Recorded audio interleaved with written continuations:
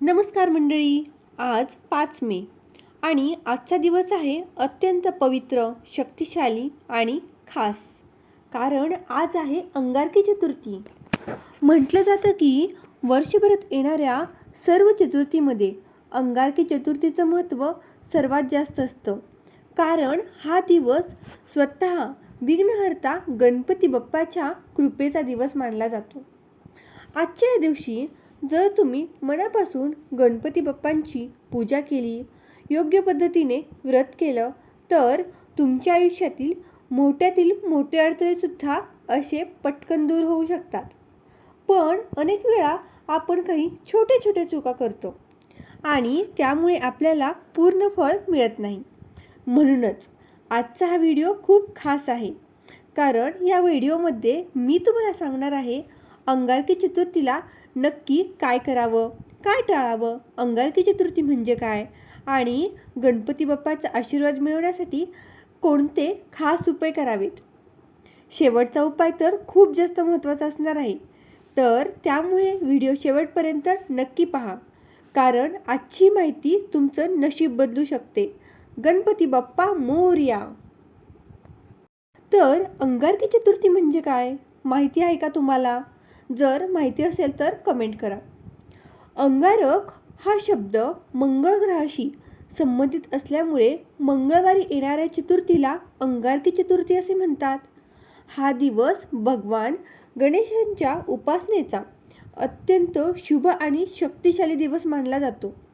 हिंदू धर्मात गणपतीला विघ्नहर्ता आणि बुद्धीचा देव मानले जाते.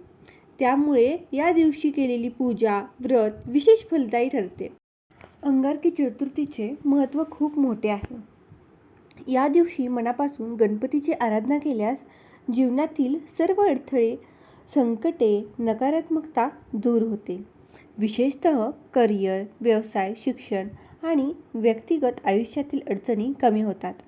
अनेक भक्त या दिवशी उपवास करतात आणि संध्याकाळी चंद्रदर्शनानंतर व्रत सोडतात. ओम गण गणपते नमः या मंत्राचा जप केल्याने मानसिक शांती मिळते आणि सकारात्मक ऊर्जा वाढते. याशिवाय अंगारकी चतुर्थीला केलेले व्रत आणि पूजा ही इतर संकट चतुर्थीपेक्षा अधिक प्रभावी मानली जाते. यामुळे भक्त या दिवसाची विशेष तयारी करून श्रद्धेने गणपतीची सेवा करतात. म्हणूनच अंगारकी चतुर्थी हा भक्तांसाठी श्रद्धा, विश्वास आणि सकारात्मक बदल घडवून आणणारा अत्यंत पवित्र दिवस आहे. आता आपण पाहूयात अंगारकी चतुर्थीच्या दिवशी काय करावे. हा दिवस भगवान गणपतीच्या कृपेचा, श्रद्धेचा आणि सकारात्मक ऊर्जेचा दिवस आहे. या दिवशी केलेली पूजा, व्रत आणि उपाय हे इतर दिवसांपेक्षा अधिक प्रभावी मानले जातात. त्यामुळे हा दिवस योग्य पद्धतीने साजरा करणे खूप महत्त्वाचे आहे. या दिवशी सकाळी लवकर उठून अंघोळ करा. छान स्वच्छ कपडे घाला. शक्यतो हलक्या रंगाचे आणि पारंपरिक कपडे परिधान करा. घरातील देवघर स्वच्छ करून भगवान गणपतीची मूर्ती, फोटो पाण्याने स्वच्छ पुसून त्यांची मनापासून पूजा करा. पूजेच्या वेळी गणपतीला दुर्वा, लाल फुले आणि मोदक, लाडू अर्पण करा. तसेच विशेषतः 21 दुर्वा अर्पण केल्यास अधिक लाभ मिळतो. त्याचे महत्त्व खूप जास्त आहे. अंगारकी चतुर्थीच्या दिवशी उपवास ठेवणे हे अत्यंत पारंपरिक आणि महत्त्वाची गोष्ट आहे. शक्य असल्यास दिवसभर उपवास ठेवा. शक्यतो फळाहार करा. उपवास करताना मन शांत ठेवणे, चांगले विचार करणे आणि देवाच्या नामात मन लावणे आवश्यक आहे. दिवसभर तुम्ही ओम गण गणपते नमः या मंत्राचा जप केल्याने मन एकाग्र होते आणि सकारात्मक ऊर्जा मिळते. तसेच संध्याकाळी गणपतीची पुन्हा पूजा करा आणि चंद्रदर्शन करणे अत्यंत महत्त्वाचे आहे. चंद्राला अर्घ्य अर्पण करा. त्यानंतरच तुम्ही हे व्रत सोडा. यावेळी गणपतीला नैवेद्य दाखवा, आरती करा आणि मनोकामना पूर्ण करण्यासाठी प्रार्थना करा. या दिवशी दानधर्म करणे देखील शुभ मानले जाते. त्याचे पुण्य तुम्हाला इतर दिवसांपेक्षा तिपटीने मिळते. गरजूंना अन्नदान, कपडे, फळे दान केल्यास पुण्य वाढते, जीवनात सुख समृद्धी लाभते. आता सर्वात महत्त्वाचे म्हणजे या दिवशी आपले मन, वाणी आणि वर्तन शुद्ध ठेवणे गरजेचे आहे. राग, वादविवाद, नकारात्मक विचारांपासून दूर राहा. भक्तिभावाने, श्रद्धेने आणि पूर्ण विश्वासाने केलेली पूजा खऱ्या अर्थाने फलदायी ठरते. अशा प्रकारे अंगारकी चतुर्थी हा दिवस जर आपण मनापासून आणि योग्य पद्धतीने पाळला तर भगवान गणपतीचा आशीर्वाद नक्कीच आपल्याला मिळतो आणि आपल्या जीवनातील सर्व अडथळे दूर होऊन घरामध्ये सुख, शांती, समाधान आणि यश प्राप्ती होते. तर आजच्या दिवशी आपण कोणत्या चुका टाळल्या पाहिजेत? तर व्रत करताना खोटे बोलू नका. खोटे बोलू नका, कारण गणपतीला खोटे बोलणे अजिबात मान्य नाही. राग, वादविवाद टाळा. तामसिक अन्न, मांस, मद्य यांचे सेवन अजिबात करू नका. गणपतीला तुळस अर्पण करू नका. हे अत्यंत महत्त्वाचे आहे. पूजा करताना मन विचलित होऊ देऊ नका. तर या काही चुका तुम्ही आजच्या या दिवशी टाळल्या पाहिजेत.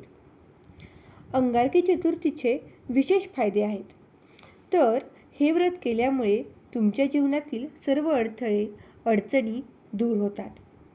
तुमच्या मनोकामना पूर्ण होतात.